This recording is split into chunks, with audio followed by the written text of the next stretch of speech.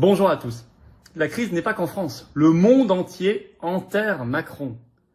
Et ce qui est très intéressant, c'est que les européistes, les eurogagas pleurent. Et du côté de Poutine, la Russie, on rit de voir cela. Vous allez voir, on va aussi faire un tour dans la presse et les médias étrangers. Ce sera même pas exhaustif, mais vous allez voir, c'est assez extraordinaire. Ils sont parfois beaucoup plus lucides, évidemment, que les journalistes français. Et il y a des choses très intéressantes. Quant à Zelensky, il pleure. Vous allez voir cela aussi. Parce que c'est des milliards qui sont peut-être retardés, hein. Mais tant mieux. Il y a quand même des effets positifs de tout cela, c'est que ça retarde certaines choses, notamment la marche à la guerre et la marche à la ruine. Ça veut dire que tout le monde a compris qu'il fallait faire sauter le bouchon Macron, décrocher le forcené de son trône. Voilà, comme première étape, et briser nos chaînes. Être un peuple libre, sorti de toutes les instances supranationales comme l'Union européenne, évidemment, mais d'abord faire sauter ce bouchon, ce point de fixation, ce pot de pu, qui est la présence du forcené à l'Élysée. Mais là, on a quitté les voies de la rationalité. Donc on va essayer de se dire qu'Emmanuel Macron a encore une rationalité. Parce que l'autre scénario, on ne peut pas commenter une balle rebondissante dans un magasin de porcelaine. Ça n'a pas de sens. Donc, qu'est-ce qui est en face de nous? Emmanuel Macron fait la politique de terre brûlée parce qu'on ne succède pas à cet homme. Ça, c'est ce qu'il fait depuis plus de 2 ans, c'est-à-dire, peu importe qui me succédera, je pense qu'il a laissé tomber, il a été l'un des premiers à laisser tomber, contrairement à une partie des macronistes, ces scénarios dingues sur une réforme constitutionnelle lui permettant, je pense que lui les a écartés dès le début, et qu'il fait une politique de terre brûlée, sachant que son projet de revenir par le haut, pour l'instant, se passe mal. On ne veut pas de lui à l'UE, on ne veut pas de lui à l'OTAN, on veut de lui nulle part. Isn't there an issue of like they should on Fox News? Certain people would get in trouble if this stuff came out. Like there would be financial crimes, black budgets, and like there would be there's definitely an issue with the amount of government wasteful spending, and the Pentagon up until recently hasn't passed an audit, and I don't know how many years. By the way, this goes into why are we sending money to Ukraine? Apparently Zelensky's like wiring $50 million a month to some Saudi bank. Yeah. That's weird. 50 million USD. We also have great policy. We have strong borders. We have no men and women's sports. We have, basic things. We're not going to take your child away and change the sex of your child. We're not going to do things like that. What they're doing to the country is so incredible. And they got away with it with all their woke crap, and now it's stopped. And we have a country that's based on common sense and strength and intelligence. We have the United States of America, and I say it all the time. Other leaders have told me this. Mark hasn't yet, but I think he would. A year ago, we were a dead country, and now we are the hottest country anywhere in the world. Maybe Canada. I'll give Canada, but because I do like.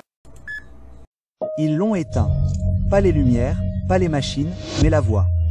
Celle qui nous dit habituellement ce qui se passe là-bas. La 3e semaine, Atlas a frôlé Mars. La NASA est devenue silencieuse. Les sites web ont gelé. Les flux ont cessé de se mettre à jour. Le signal a disparu. Et dans ce silence, quelque chose a dérivé dans la nuit martienne. Un visiteur venu d'au-delà de notre soleil. Le 3e que nous ayons jamais vu. Et le premier à croiser le chemin d'un autre monde. Alors que le monde lui-même ne regardait pas, les gens l'ont remarqué. Parce que le silence n'est jamais juste un silence quand il vient du ciel. C'était censé être le moment de vérité, l'approche la plus proche de 3 Atlas, la fenêtre parfaite pour les images, les données, les preuves. Mais juste au moment où l'objet est entré dans le cadre, le flux s'est éteint. Fermeture du gouvernement. Salut tout le monde, Ben Garneau à l'appareil. Nous venons de voir la dernière vidéo, mais il y a quelques informations que je voulais partager avec vous. Bon, sans plus tarder, voici l'information en question, en quelques images. Bon, nous y voici. Reculons un peu dans les années 2019 et 2020. J'ai posé à Grok la question, quelle était la télésérie québécoise diffusée en 2019-2020 sur les épidémies? Bon, la série en question s'appelait Épidémie. Bon, j'ai pas écouté la série, mais là n'est pas la question. Cette série-là a été diffusée du 7 janvier 2020 au 10 mars 2020. Quelques jours plus tard, la pandémie commençait. Bon, donc le 10 mars 2020, fin de la série Épidémie, et 13 mars 2020, on peut le voir ici, déclaration de l'état d'urgence sanitaire au Québec. Bon, c'est toute une coïncidence quand même. Ou est-ce que ça ne serait pas plutôt une série qui a été commandée par nos gouvernements pour nous préparer moralement à une épidémie? Bon, la question mérite d'être posée. Bon, je vous raconte ça parce qu'il y a une nouvelle série depuis quelques années, ça s'appelle « Avant le crash ». C'est très curieux parce qu'il y a plusieurs observateurs, des experts finalement, comme Charles Gave ou Pierre Jovanovic, qui nous préviennent qu'on s'en va tout droit vers un crash immense. Rappelons-nous que le président Donald Trump il a déjà affirmé qu'on se dirige tout droit vers un crash économique pire que celui de 1929. Bon, c'est une série, comme on le voit à l'écran, qui s'étire sur 3 saisons, et la série se terminera donc le 10 novembre 2025, dernier épisode. Est-ce que c'est encore une coïncidence en cas de crash économique important cet automne? Est-ce que ce sera encore une coïncidence ou une préparation des populations pour nous préparer moralement à un crash économique énorme qui ne serait pas autre chose qu'un événement planifié finalement? Bon, voilà où je veux en venir. Quand ça a commencé en mars 2020, la crise du COVID, je me suis dit, c'est pas médical, c'est pas une épidémie, c'est de la géo-ingénierie. Ils veulent nous préparer à quelque chose de beaucoup plus gros. J'étais en pré-retraite. Dans ce temps-là, je travaillais à 20 heures par semaine, à peu près. J'aurais pu continuer 1 an ou 2 de plus, mais je les ai annoncé, je prends ma retraite, je vous donne mon 2 semaines d'avis, puis j'arrête. Fin mars 2020, j'avais déjà mis au moins 2 vidéos en ligne, peut-être même 3. Puis j'ai commencé à suivre des lanceurs d'alerte parmi les plus populaires, puis je me suis renseigné comme tout le monde. On est excellents dans la province de Québec, nous autres, pour annoncer à la télévision les crises qui s'en viennent.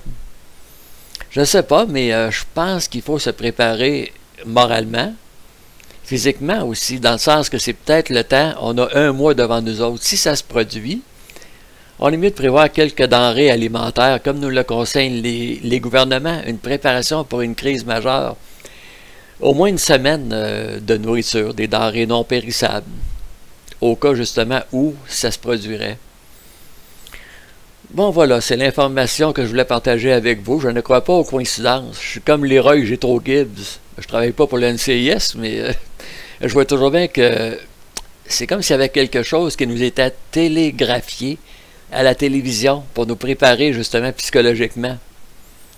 Je me suis pas trompé quand j'ai pris ma retraite en mars 2020. Je savais que quelque chose de gros qui s'en venait. J'en étais certain. Puis le crash économique puis le grand reset qui nous appelle. Installer un nouveau système économique basé sur l'identité numérique et la monnaie numérique, c'est ce qu'ils veulent. Les grands médias n'en parlent pas suffisamment, mais par contre, sur X Twitter, eh bien, on en parle beaucoup. Le digital euro arrive en octobre, selon Christine Lagarde. Un autre post de X, c'est de Florian Philippot. À partir d'aujourd'hui, elle devient obligatoire. Donc, évidemment, en cas de crash économique mondial, tout le monde n'aura pas le choix. Personne ne pourra éviter. On devra s'inscrire pour ce qui s'appelle l'identité numérique et la monnaie numérique. Je pense qu'on n'aura pas le choix de toute façon. En tout cas, c'est l'essentiel de ce que je voulais vous dire ce soir. Ça va se produire, c'est rien qu'une question de temps. L'identité numérique et la monnaie numérique, c'est ce qu'ils veulent, ils l'ont dans la tête.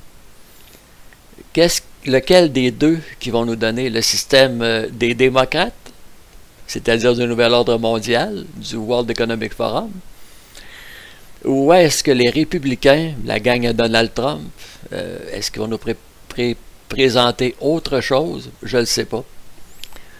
En tout cas, continuez à suivre l'information, puis ben voilà, c'est tout ce que je voulais vous partager pour ce soir. Ben Garneau est ici qui vous dit merci, portez-vous bien, et à la prochaine.